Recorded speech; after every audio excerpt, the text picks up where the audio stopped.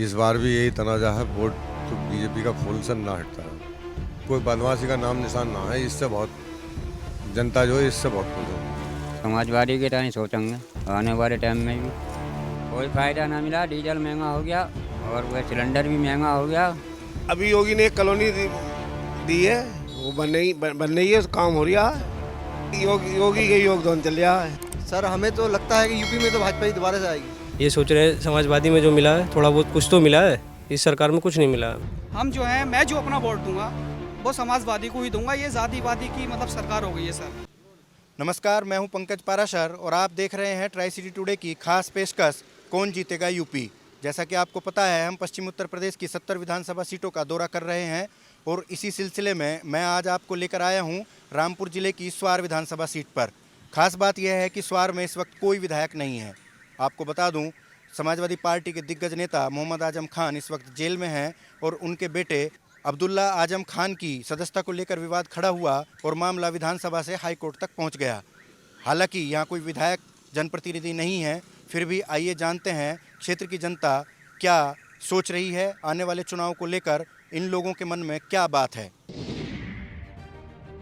अगर स्वार विधानसभा सीट की बात करें तो पिछले चुनाव के दौरान इस इलाके में मतदाताओं की संख्या 2,95,945 थी।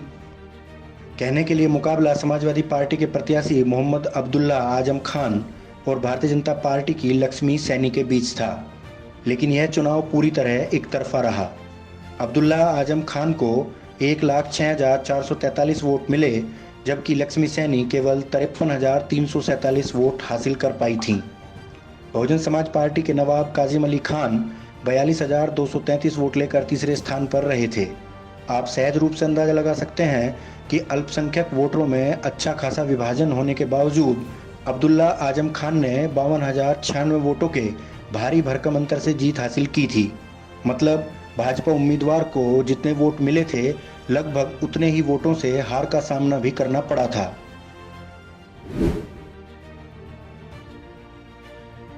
विधायक मोहम्मद अब्दुल्ला आजम खान समाजवादी पार्टी के दिग्गज नेता मोहम्मद आजम खान के बेटे हैं। जब उन्होंने चुनाव लड़ा तो उनकी उम्र 22 वर्ष नहीं थी। आपको बता दें कि देश में कोई भी विधानसभा या लोकसभा चुनाव लड़ने के लिए न्यूनतम आयु 22 वर्ष होना लाजमी है। यह मामला कोर्ट गया और अंततः अब्दुल्ला आजम खान को हार का सामना करना पड़ा। उन्हें अयोग्य घोषित कर दिया गया। मामला फिलहाल सुप्रीम कोर्ट में विचाराधीन है, जिसके चलते इस सीट पर भारत निर्वाचन आयोग ने उपचुनाव नहीं करवाया। कुल मिलाकर यह सीट अभी खाली पड़ी हुई है। स्वार विधानसभा क्षेत्र का गांव अजीम नगर फरीदपुर है। यहाँ स्कूल के बाहर गांव के कई युवा और तमाम दूसरे लोग मौजूद हैं। आइए बात करते हैं। जी, नाम बताइए। इरफान भाई, क्या है माहौल? कुछ काम धाम कुछ हुए नहीं हुए, क्या है, क्या चल रहा है? इस सरकार में तो हमारे यहाँ तो कोई काम हो ही ना है। पिछली सरकार में हुआ था, बहुत काम हुआ। ये नाला भी समाजवादी सरकार का बना हुआ है। एक पंचायत घर आया है सर पीछे, अभी बाकी टॉयलेट वो भी अभी आया है, अभी अधूरा है, अभी चल रहा है उसका अंदर काम भी, मैं बताया जाए आपको। बाकी कोई काम नहीं हुआ इस सरकार में। युवा देखो सब ऐसी खाली है, आप देखिए। शिक्षा वो ऐसी है, बाकी सड़कें देख लो आप, कोई काम नहीं हुआ इस सरकार में। स्कूल चल रहा है, मतलब जो और शिक्षा है अब ये चल रहा है। 10 बजे अभी बच्चे गए हैं, मतलब वो वाली बात नहीं है जो पहले थी। अभी ये लॉकडाउन से सारी स्थिति बेकार हो चुकी है ना सर बच्चों की। ये कोई मुआयना नहीं कराया, बाढ़ आई है, बहुत नुकसान है किसानों का। धान बर्बाद हो गया, गन्ना बर्बाद हो गया, खेत कट गए। या नदी चलती है पास में, सारा गन्ना दब गया, कट गया। इसकी कोई मतलब जानकारी नहीं ली है किसी भी प्रशासन ने। कोई भरपाई नहीं। ना अभी तक किसी को कोई पैसा नहीं मिला। पहले से बात चल रही थी कि पैसा मिलेगा, कागज़ दो, कागज़ भी दे दिए लोगों ने, लेकिन अभी तक किसी का कोई जिक्र नहीं है। कागज़ चला गया, रद्दी में फेंक दिया। फिलहाल यहाँ कोई विधायक तो है नहीं। तो अब्दुल्ला थे। हाँ, अब्दुल्ला थे, अब कोई ना है। उनकी सदस्यता खत्म हो गई। हाँ, अब कोई नहीं है। तो शिकायत लेकर कहाँ जाए आदमी? कहाँ जाए शिकायत लेके? अब विधायक नहीं, कुछ नहीं। अब वो हैं लोधी जी चेयरमैन साहब बने, जिला पंचायत जी, तो वो कहाँ आ रहे हैं भी हमारे पास के 2 किलोमीटर दूर गांव है उनका, लेकिन कोई नहीं। ना कभी जिला पंचायत से हमारे गांव में काम आया, एक ईंट भी नहीं आई। हाँ, तो अब चुनाव आने वाला है, तो फिर दोबारा सरगर्मियां शुरू हो गई हैं, तो क्या सोच रहे हैं इस बार आप लोग? इस बार यही सोच रहे हैं, जो पिछली सरकार थी उसने थोड़ा बहुत कुछ किया था, शायद वो ही फिर कुछ कर पाए। इस सरकार में तो कुछ मिला नहीं है हमें, देखिए खाली है, क्या है, कुछ नहीं है सर। ये सोच रहे हैं समाजवादी में जो मिला है थोड़ा बहुत कुछ तो मिला है, इस सरकार में कुछ नहीं मिला हमें, कोई आया नहीं। समाजवादी में जो बाढ़ से फसलें नष्ट हो जाती थी वो भी कुछ मुआवजा मिला, इस सरकार में कुछ नहीं मिला। ये 2000 रुपये मोदी जी के आते थे वो हमारे नहीं आए। आप उठा के देखिए बैंक का खाता पापा का, 1 रुपया नहीं आया उसमें, कागज़ हमने जमा कर दिए जो भी कुछ है। परेशानी है। लॉकडाउन से महंगाई देखिए सर, पेट्रोल कहाँ पहुँच गया, डीजल देखिए आप, लोगों ने डीजल लगाया खेतों में जंगल में, अब ये बाढ़ नष्ट कर गई, जो भी था सारा नष्ट हो चुका है। क्या खाएंगे क्या पिएंगे, आप कुछ चल के देखिए। मुआवजा कराते हैं खेतों का, सब बाढ़, इधर नदी में थे खेत लोगों के, सारे लोगों के खेत है, किसी का ज़्यादा है किसी का कम है, सारे कटे पड़े हैं, सब नदी ने वो कर दिया, गन्ना वन्ना सब बिछा पड़ा है। क्या खाएंगे, सब मजदूर आदमी किसान आदमी है, क्या खाएंगे सर बताइए आप। तो आजम खान साहब जेल में हैं, अब्दुल्ला की सीट चली गई, गुस्सा है समाज में इसको लेके? भाई गुस्सा भी है, थोड़े उनके काम से जो मतलब आउट थे उसकी वजह से थोड़े गए हैं, फर्जी जो उनका वो जाता मतलब पैन कार्ड की वजह से अपने गए हैं, नहीं हैं। अब लोग छुटाने में सोच रहे हैं, कोई दूसरी पार्टी आएगी उन्हीं के उससे लड़ेगी, ऐसा तो नहीं है कि नहीं लड़ेगी। सब प्रक्रिया चल रही है धीरे धीरे, देखो क्या रहता है सर। सुनवाई करते थे वो लोग, कर लेते थे, जाते थे जो कोई लोग यहाँ से? हाँ सुनवाई करते थे, हम भी रामपुर सिटी इसी गाँव का रहने वाला हूँ, रामपुर रहता हूँ मैं। कोई भी काम हुआ, कोई भी बात हुई, उनसे कहा हमने, काम हो जाता था। अब आप खुद ही देखिए, ये नाले को दो चार लोग गए थे, नाले की समस्या थी, ये डैर है सर, ये भर जाता था, रोड पे पानी चलता था। हाँ ये स्कूल है, स्कूल को बच्चों को परेशानी होती थी, ये सामने मदरसा भी है इधर, और जब ये स्कूल चलता था तो यहाँ रोड पे पानी भर जाता था, बरसात होती थी तो अब्दुल्ला के पास 4-5 लोग गए, उन्होंने नाले की प्रक्रिया शुरू करी, ये बनवा दिया उन्होंने 3 महीने या 4 महीने के अंदर जो भी कुछ हुआ है। जी मेरा नाम फ़तेह अली खान है। तो शहर में क्या बोलूँ, इस सरकार में तो देखो ज़ाती भी मतलब विवाद चल रहे हैं, बहुत चल रहे हैं टीवी पे, चैनलों पे, सब पे। तो सर ये लोग छोड़ करके कुछ और काम करें अपना, जो होने वाला है। देखो गरीब मजदूर सब, हम खुद देखो पढ़े लिखे सब बेचारे परेशान हैं, क्या करें इस सरकार में ये बताइए। कोई मतलब तरह तरह की बातें, तरह तरह के वादे सब किए इन्होंने। आज को मैं देखिए, मेरा 5 लोगों का परिवार है, कभी मतलब जो है मेरा राशन कार्ड तक का मतलब नहीं बना है। तो मान लीजिए मैं मतलब खेती किसानी भी इतनी नहीं है हालांकि, लेकिन अब बताइए क्या करें इस सरकार में। और देखिए यहाँ तो हमारे ज़िला रामपुर में, यहाँ तो मेन जो हमारे जो मैं जिनसे मोहब्बत करता हूँ वो अपने जो है समाजवादी सरकार है जी।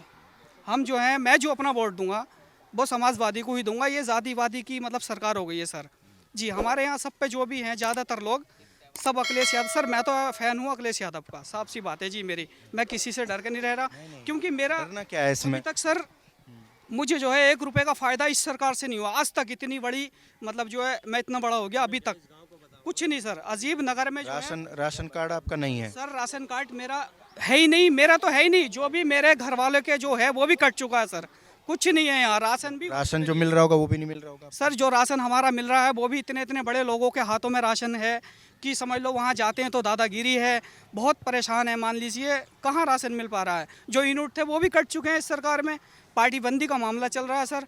तो ये है सर, अब जो भी सरकार इस पर वो करेगी सर। मैं तो अखिलेश यादव का फ़ैन हूँ सर, बस मैं तो आज तक मुझे तो उनको लड़ाना है, बाकी जो है जो होगा वो देखा जाएगा सर।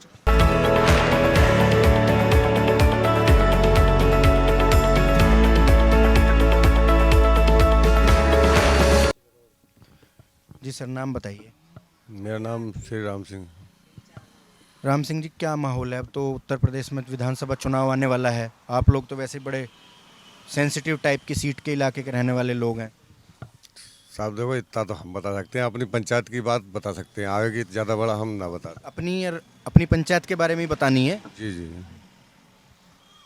हमारे यहाँ जो है करीब 2200-2300 वोट हैं सब, 2400 लमसम, मान बहरहाल 2000 के लमसम पड़ते हैं सब, 2000 या 1800, उसमें से ऐसे मानो कि 1200-1300 वोट जो भाजपा का है। 1200-1300 भारतीय जनता पार्टी को मिलते हैं, बीजेपी को देते होंगे? बीजेपी के हैं सर, ये बीजेपी से हट के वोट ना देते हैं। इस बार क्या सोच रहे हैं? इस बार भी यही तनाजा है, वोट तो बीजेपी का फुल से ना हटता है, जो पार्टी बीजेपी की है। जो गांव में और छोटी कम संख्या वाली जो बिरादरियां हैं, खासतौर से दलित जाटव, उनका रुख क्या है? हमारे यहाँ वाले तो सब बीजेपी के हैं। मौजूदा सरकार के कामकाज से कुछ फायदे मिले लोगों को? फ़ायदा मिला भी, अब सब तो पूरा भला ना हो पाता है, सुविधा भी है, सुविधा मिली भी है। सबसे बड़ी कीमत जो है एक है कि छोटे आदमी को सुविधा एक मिली है कि कोई बदमाशी का नाम निशान ना है। इससे बहुत जनता जो है इससे बहुत खुश है। सबसे बड़ी बेहतरी बात तो ये है। चलो फ़ायदा तो कमाना खाना भी अपना, जो सरकार दे वो भी मिलते ही है थोड़ा बहुत।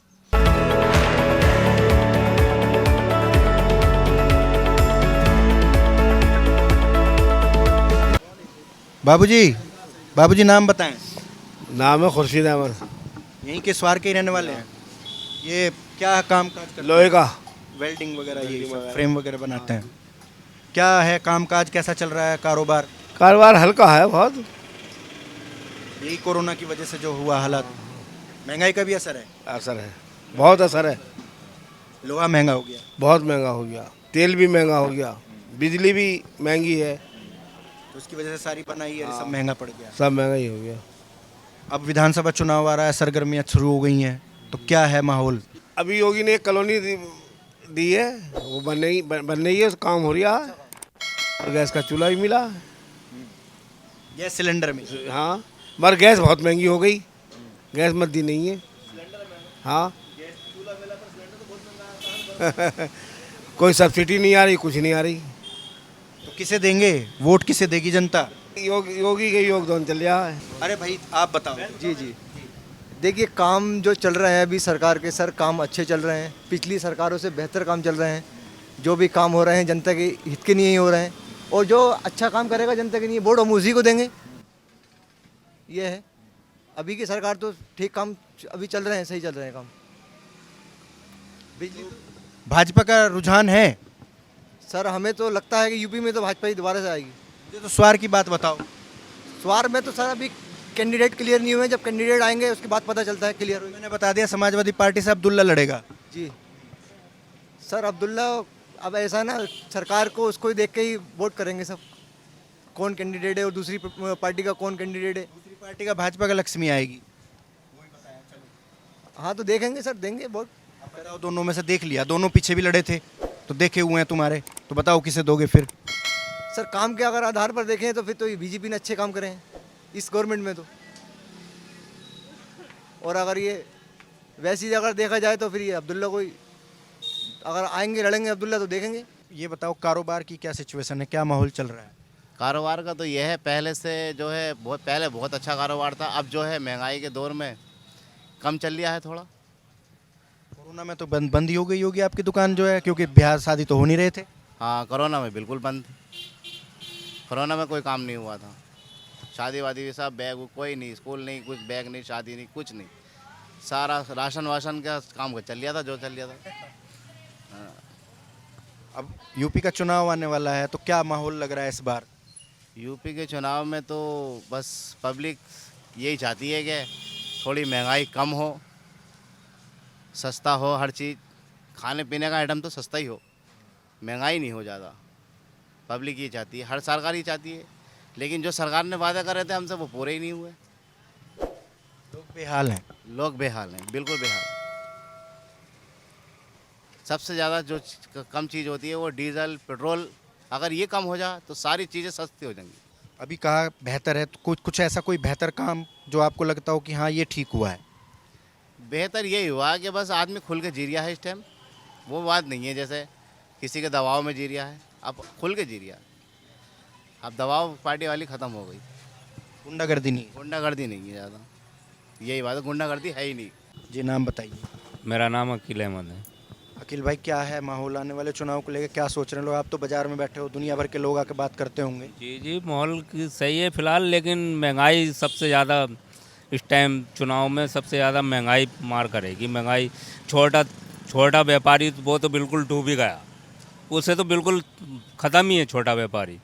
जैसे छोटे फल वाले हैं या छोटे दुकानदार हैं, उन्हें ये बड़े व्यापारियों के ऊपर कुछ लोड नहीं पहुंचा। उन्हें तो आज महंगा है, कल को और महंगा है, परसों को और महंगा है। महंगाई ने बहुत कमर तोड़ रखी छोटे व्यापारी की, बहुत ज़्यादा। तो फिर क्या है इसका समाधान, क्या सोच रहे हैं लोग? समाधान ये गवर्नमेंट ही सोचेगी, जो भी होगा सस्ता करे या महंगा करे, ये तो गवर्नमेंट के हाथ में है, व्यापारी के हाथ में थोड़ी है। सरकार बदलने की सोच रहे हैं लोग? ये तो सरकार तो देखो जैसा भी जो अच्छा सरकार करेगी वही होगी। सरकार तो अखिलेश की आएगी, आपके भरोसा है? भरोसा है आपके, क्योंकि आम जनता बहुत पिस गई है इसमें, बहुत ही ज़्यादा पिस गई है। सड़कों पे आम जनता नहीं चल पाती, मोटरसाइकिल पे आम जनता नहीं चल पाती। तेल कहाँ पहुँच गया, सरसों का तेल कहाँ है, 200 रुपये किलो है। पहले लॉकडाउन से पहले 70-80 रुपये किलो था, आज 200 रुपये किलो है। जिस घर का खर्च 200 रुपये था, आज 500 रुपये है। जिसका 500 था उसका 1000 रुपये है।